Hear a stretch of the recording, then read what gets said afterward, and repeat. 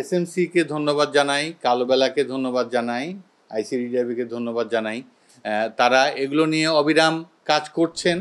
Southern and eastern part, যেখানে আমাদের অনেক বেশি রিমোট এলাকা, ওই সমস্ত জায়গায় আমরা যেন নির্বিঘ্নে এই ওরসালাইন প্যাকেটগুলো আমরা পৌঁছাতে পারি। আমরা প্রশিক্ষিত জাতি তৈরি করতে পারলে আমাদের অনেক সমস্যারই সমাধান হবে। আপনারা নিশ্চয়ই জানেন যে আমাদের হার্ড টু রিচ এরিয়া যেটা বলি, দুর্যোগ প্রবণ এলাকা বা দুর্যোগপূর্ণ এলাকা, সেখানে 257টা উপজেলা কিন্তু identified as hard to reach areas, এবং এই উপজেলার মধ্যে 1150 ইউনিয়ন আছে যেখানে আসলে ঠিকমতো পৌঁছানো যায় না, এবং 64 জেলার মধ্যে 50টা জেলায় কিন্তু কোনো না কোনো অংশ তাদের দুর্যোগপ্রবণ। তাহলে এত বড় একটা অংশ যেখানে পৌঁছানো কঠিন, সেটা তো আমাদের নজরে আনতেই হবে, সেখানে আমাদের অনেক মনোযোগ দিতেই হবে। আমি এসএমসিকে ধন্যবাদ জানাই, কালোবেলাকে ধন্যবাদ জানাই, আইসিডিডিআরবিকে ধন্যবাদ জানাই। তারা এগুলো নিয়ে অবিরাম কাজ করছেন, এগুলোকে প্রমোট করার জন্য কাজ করছেন।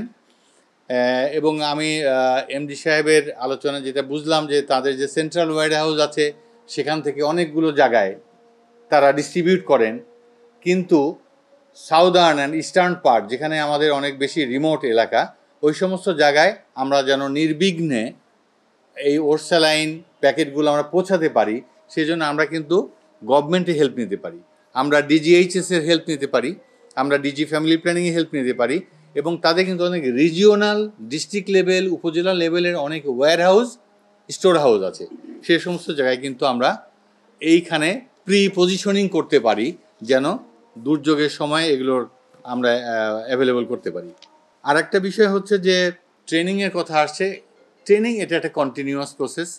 এখানে শিক্ষক মহোদয়রা আছেন, তারা জানেন যে সবসময় প্রশিক্ষণের উপরে রাখতে হয়, এবং self learning, life long learning, নিজেকেও কিন্তু লার্নিংয়ের মধ্যে রাখতে হয়। আপনারা যখন ক্লাস নিতে যান তখন নিশ্চয়ই অনেক আগের লেকচার নিয়ে যান না, আবার আপডেট করে যান। সুতরাং এটা একটা কন্টিনিউয়াস প্রসেস, এগুলো আমাদের করতে হবে, এবং আমাদের কমিউনিটিকে এনগেজ করতে হবে। কমিউনিটি এনগেজ করা মানে বাচ্চাদের কিন্তু প্রাইমারি কেয়ার গিভার কিন্তু মাকে ট্রেন আপ করতে হবে, যেন ওরসালাইন কোনোভাবে পৌঁছতে দেরি হলেও তারা যেন নিজেদের জ্ঞান দিয়ে, নিজেদের অভিজ্ঞতা দিয়ে, প্রশিক্ষণ দিয়ে তাদেরকে তৈরি করতে পারে। কারণ দুর্যোগপ্রবণ এলাকায় পৌঁছানো আসলেই কঠিন। রাস্তাঘাট ভেঙে যায়, বাঁধ ভেঙে যায়, সবাই ডুবে যায়। আমাদের 20 মিলিয়ন চিলড্রেন, তারা কিন্তু ক্লাইমেট চেঞ্জ ভিকটিম, তারা কিন্তু এনভায়রনমেন্টাল শকের ভিকটিম। তো তাদের কাছে তো পৌঁছাতে হবে। সুতরাং এই বিষয়গুলো আমাদের মাথায় রাখতে হবে যেন আমরা মায়েদেরকে সবার আগে ট্রেন্ড আপ করি, তারপরে পরিবারের অন্যান্য সদস্যদেরকে ট্রেন্ড আপ করি। তাহলে হয়তো বা আপৎকালীন বা বিপদগ্রস্ত বা জাস্ট সাইক্লোন হয়ে যাওয়ার পরপরই যে অভাবটা থাকে সেটা হয়তো কিছুটা পূরণ করা সম্ভব। একটা জিনিস শেয়ার করার জন্য বলি যে যে সমস্ত জায়গায় যাওয়া খুব কঠিন, বিশ্বের অনেক দেশে কিন্তু আস্তে আস্তে এখন ড্রোন দিয়ে মেডিকেল অ্যান্ড ওয়ারেস সাপ্লাই দেওয়া শুরু হয়েছে। আমাদের কাছের দেশ ভুটানেও কিন্তু এটা ট্রাই করা হয়েছে। আমি বলছি না যে আমাদের এখন ড্রোন লাগবে, বাট আমাদের ডিজাস্টার প্রোন এরিয়াগুলোতে পৌঁছানোর যতগুলো মিনস আছে, হোক সেটা স্পিড বোট, হোক সেটা দেশি নৌকা, হোক সেটা পায়ে হাঁটা, যেভাবে হোক আমাদের সেই স্ট্র্যাটেজিক প্ল্যানটা আমাদের করতে হবে।